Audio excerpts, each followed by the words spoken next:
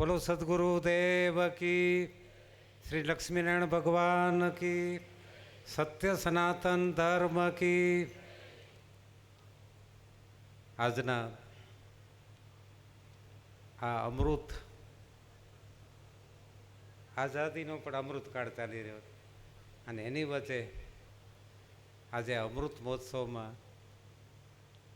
પૂજ્ય કલ્યાણદાસજી બાપુ, પૂજ્ય જગુદાદા સાહેબ અને અમારો ભાવિ એવા સુરેશદાસ બાપુ, આપણા સમાજના પ્રમુખ સાહેબ શ્રી કાંતિભાઈ, આપ સૌ ધર્મપ્રેમી ભાઈઓ બહેનો અને વાલા બાળકો,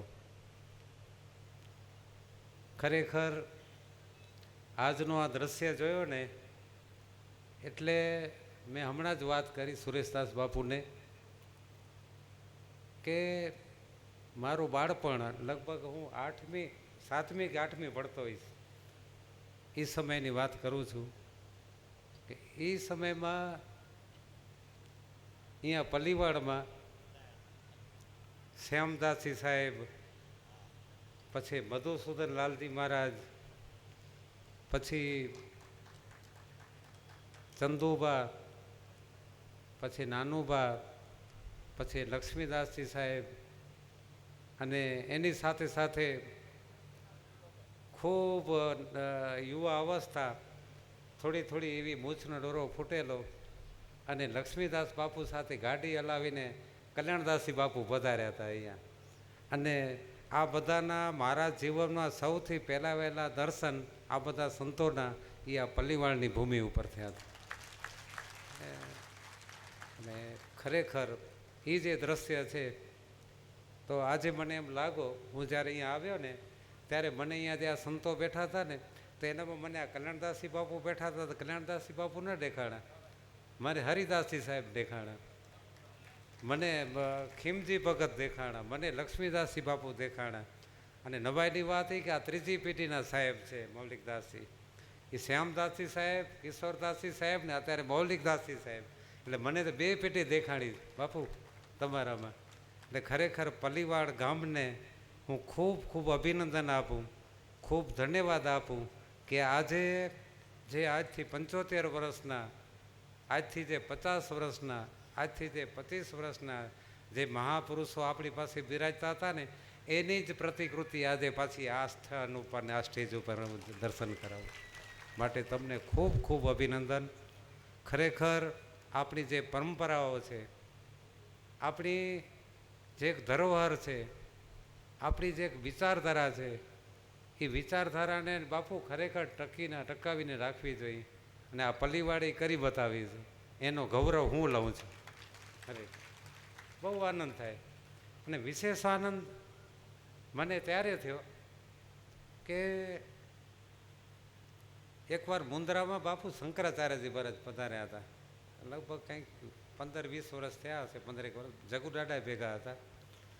અને શંકરાચાર્યજી મહારાજ ને કોણે પ્રશ્ન કરે કે બાપુ આપણો આ ધર્મ, આપણું સનાતન, આને ટકાવવા માટે શું કરવો જોઈએ?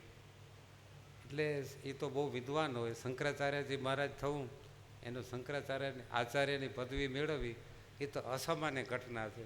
4 વેદનું એને જ્ઞાન હોય, આપણા શાસ્ત્રોનું જ્ઞાન હોય, નીતિશાસ્ત્રનું જ્ઞાન હોય, આપણા દર્શનોનું જ્ઞાન હોય, દર્શનશાસ્ત્ર આપણા જે ખટ દર્શન કહેવાય એ બધા સર્વાંગી જેને જ્ઞાન હોય, વ્યવહારુ જ્ઞાન હોય, અનેક પ્રકારની એને ભાષાઓનું જ્ઞાન હોય, એ પછી શંકરાચાર્યજી થાય.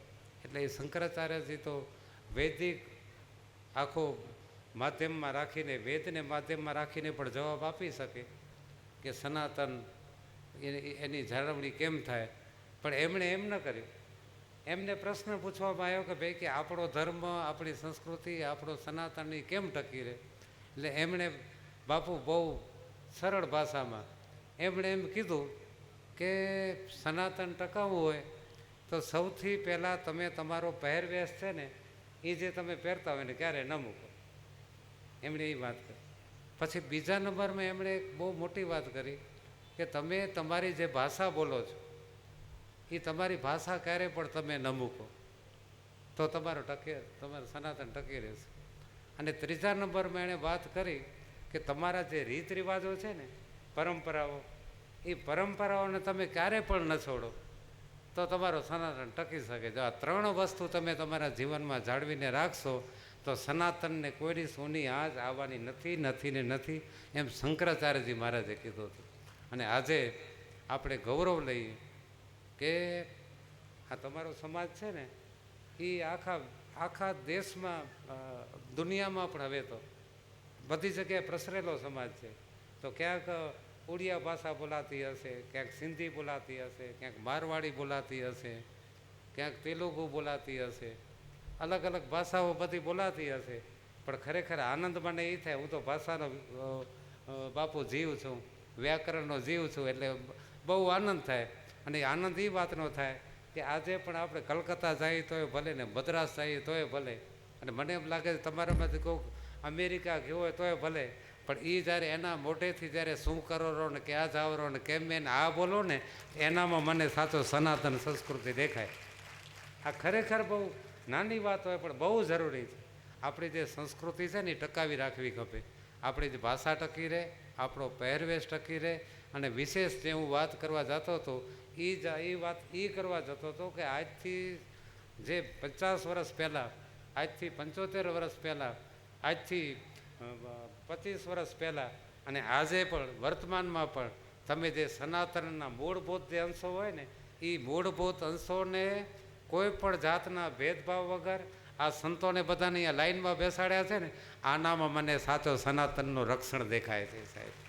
એટલે આ જે પરંપરાઓ, આ આપણી સંસ્કૃતિ એ ટકાવીને જ્યારે આ ગામ બેઠું છે, એટલા માટે મને બહુ આનંદ થાય, બહુ રાજીપો થાય કે આપણા સનાતન માટે, આપણા ધર્મ માટે, આપણી સંસ્કૃતિ માટે, આપણી પરંપરા માટે શું કરવું જોઈએ એ શીખવું હોય તો આ પલ્લીવાળના આજના આ કાર્યક્રમમાં, આ પટાંગણમાં આવીએ એટલે આપણે ખબર પડી જાય કે સનાતન એટલે શું. એવી મોજ અને એવો આનંદ જ્યારે આપ સૌ બધા અમને બધાને પણ કરાવ્યો, એની હું ખૂબ ખૂબ રાજીપો વ્યક્ત કરું. આપ બધા જ ધર્મને પોતાના જીવનમાં ઉતારીને આપણી જે સભ્ય સંસ્કૃતિ છે પાટીદાર સમાજની, એક સભ્ય સમાજ તરીકેની ઓળખ છે, એને ક્યાં પણ ઊંડી આંચ ના આવે એવી મા આશાપુરા પાસે, મા ઉમિયા પાસે, ભગવાન પાસે પ્રાર્થના કરું. અને એનાથી વિશેષ વાત કરું ને તો એ વાત કરું કે પાંચો કચડો વાય, આવડ બાવળ ને બોરડી, અને જજા કંટાને કખ પણ ઉથલ પાંચે કચ્છ મેં જીત માળું વસે સવા લખ. તેમ પણ તમે અત્યારે ઓઢાને ઓથલના સ્વરૂપમાં જે અહીંયા બધા ક્યાં ને ક્યાંથી આજે આપણા કચ્છડાને યાદ કરીને કચ્છને જે સવાયો કચ્છ બનાવો છો, લાખેણો કચ્છ બનાવ્યો છે ને, એના માટે આપ સૌને ખૂબ ખૂબ અભિનંદન સાથે સર્વલોકા સુખીનો સંતુ, સર્વ સંતુ નિરામયા, સર્વ ભદ્રાણી પશ્યંતુ, મા કસિતુક ભાગ ભવેત. બોલો સદગુરુદેવ કી જય. જય જીનામ, જય સિયારામ, જય શ્રી કૃષ્ણ, જય લક્ષ્મીનારાયણ.